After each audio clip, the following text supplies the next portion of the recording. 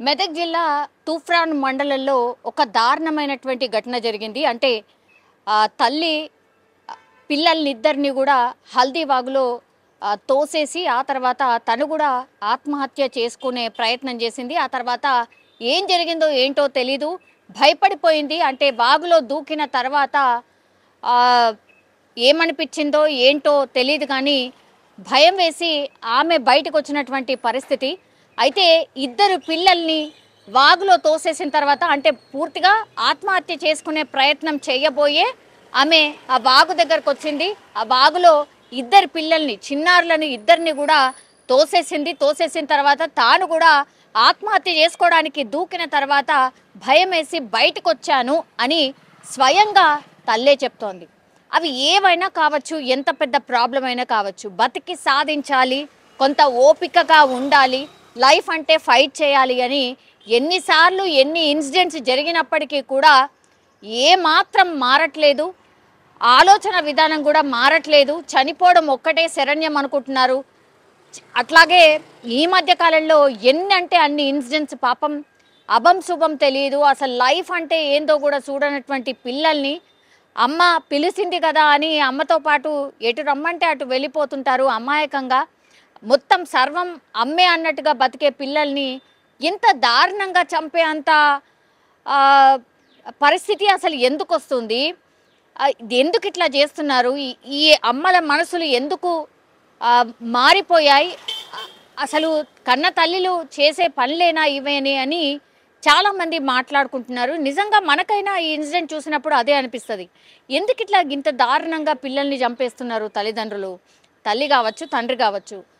ఒక్కరు సరే, ఒకరే ఉన్నారు, ఇంకొకరికి ఏదో అయిపోయింది విడిపోయారు అనుకోండి, లేదంటే ఏదో అయి చనిపోయారు అనుకోండి. సింగిల్ పేరెంటింగ్ వాళ్ళు ఎంతమంది ఉన్నారు, ఎంతమంది బతికించుకుంటున్నారు, ఎంతమంది కష్టపడుతున్నారు? ఎందుకని ఇప్పుడు ఈ జనరేషన్ వాళ్ళు ఎందుకు చేయలేకపోతున్నారు? ఇది అతిపెద్ద ప్రశ్నగా మారిపోయింది. ఎందుకని ఫైట్ చేయలేకపోతున్నారు? అత్యంత దారుణంగా కిరాతకంగా పిల్లల్ని చంపుతున్నారు. అంటే ఏదో ఒక తెలియకుండా విషమిచ్చి చంపుతున్నారు, లేదంటే ఇగో ఇట్లనే వాగులో, లేదంటే ఉరి వేసి విషమిచ్చి, ఇట్లా రకరకాలుగా పిల్లల్ని చంపి వాళ్ళు కూడా ఆత్మహత్య చేసుకుంటున్నారు. చాలా కేసెస్లో అయితే పేరెంట్స్ కూడా చనిపోతున్నారు, పిల్లలు కూడా చనిపోతున్నారు. కానీ ఈ కేసులో మాత్రం మరి ఏమనిపించిందో ఏందో తెలీదు. ఈమెకు కూడా భర్త లేడు, భర్త చనిపోయిండు, కాబట్టి ఇద్దరు పిల్లలు, ఈమె మాత్రమే ఉంటున్నారు. ఏం ప్రాబ్లమ్స్ ఉన్నాయో ఏంటో, మరి నిజంగా ఫైనాన్షియల్ ప్రాబ్లమ్సా, లేకపోతే మెంటల్లీ ఆమెను హెరాస్ చేస్తున్నారా, లేకపోతే ఆమెకు ఎవరు సపోర్ట్ లేరా ఏంటో తెలియదు. కానీ దారుణంగా ఇట్లా పిల్లలైతే ఇప్పుడు తల్లి ఒకటి మిగిలింది.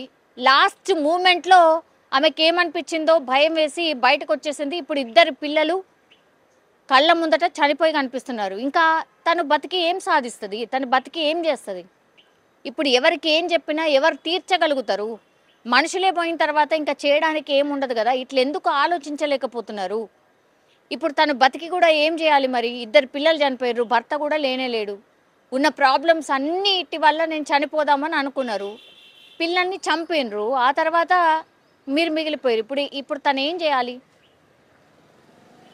ఇప్పుడు ఆ ఘటనలో తల్లి లోపల దూకిన తర్వాత చుట్టుపక్కల ఉన్న వాళ్ళందరూ కూడా వచ్చి ఆ ఇద్దరు పిల్లల్ని కాపాడినటువంటి సిచ్యువేషన్. ఈమె కూడా ఆల్మోస్ట్ ఇక మునిగిపోయే సిచ్యువేషన్లోనే మరి ఆమె బయటకు వచ్చిందా, లేకపోతే బయట చూసిన వాళ్ళు బయటకి లాగారా తెలియదు. కానీ ఇప్పుడైతే తల్లి బతికింది, ఇద్దరు పిల్లలు చనిపోయినరు.